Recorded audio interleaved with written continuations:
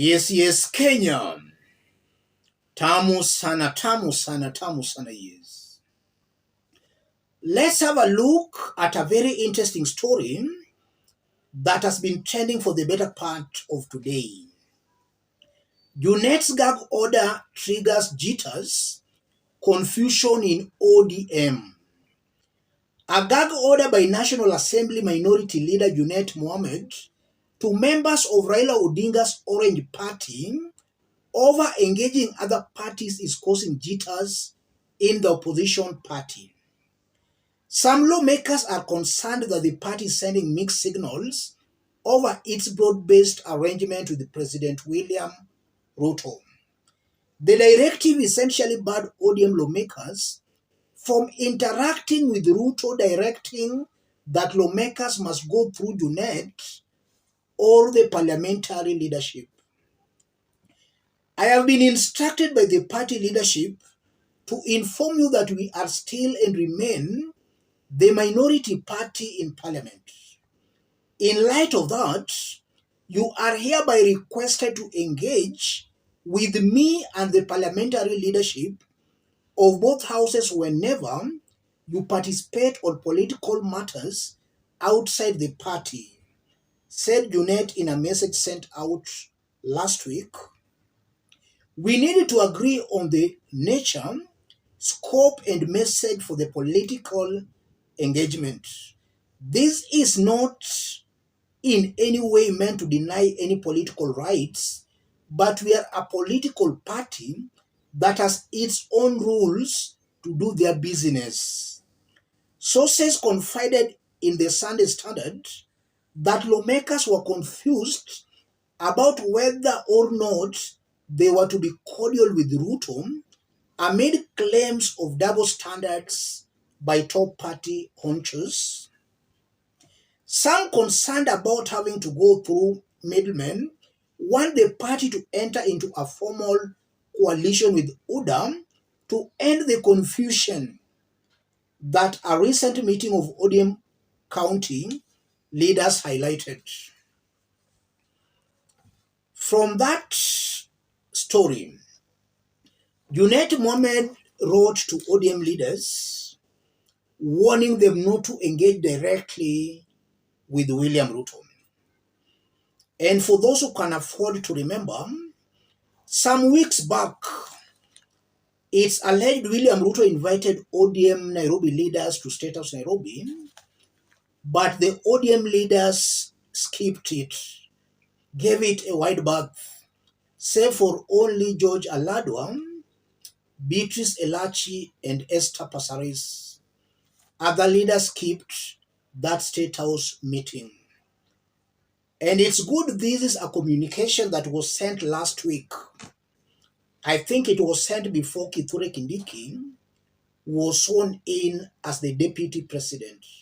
So somebody cannot turn around to saying that upon Kindiki being sworn in, ODM party is trying to bring trouble to Ruto. No, this is a communication that was sent in before Kithure's swearing in. I want us to dig deep into this for Kenyans to understand the high-octane political games being played here. If you are watching us but you have not yet subscribed, subscribe, give the video a like. Let's proceed. Let me start by saying this. Raila Odinga and William Ruto have worked together before. They know one another. This gag order in any way does not mean there is any disagreement between the two leaders. But there are clearly high-octane political games being played here, which I want to explain. The first political game being played here, or what's happening here, it's highly possible that ODM party and other party have not yet formalized their working agreements. They don't have an official working agreement. So ODM party does not want ODA to enjoy benefits from ODM before formalization of their working agreement. Because William Ruto and his ODA party will see no need of formalizing their working agreement with ODM if they can get all the benefits from ODM members of parliament. ODM party is trying to thwart that by stopping its members from working directly with William Ruto. I think that's the first thing coming out very clearly. And then secondly, I'm seeing a very high possibility where ODM party is trying to block William Ruto from raiding ODM elected leaders, from raiding ODM party. William Ruto, we know who he is.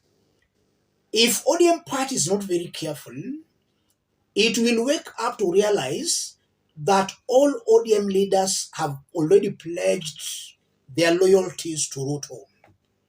So to stop that, ODM party is putting that gag. So that is meant to stop the ODM leaders from directly working with other party.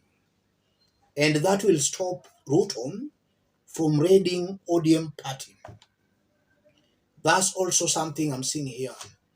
And I'm also seeing a very high possibility that there are some positions being filled in government. We know that the post of the Interior CS is vacant. We have also been told that some PSS who are loyal to Rigathi are to be shown the door. This is just a way ODM party is upping its bargaining powers. That's also something Kenyans should understand very, very well.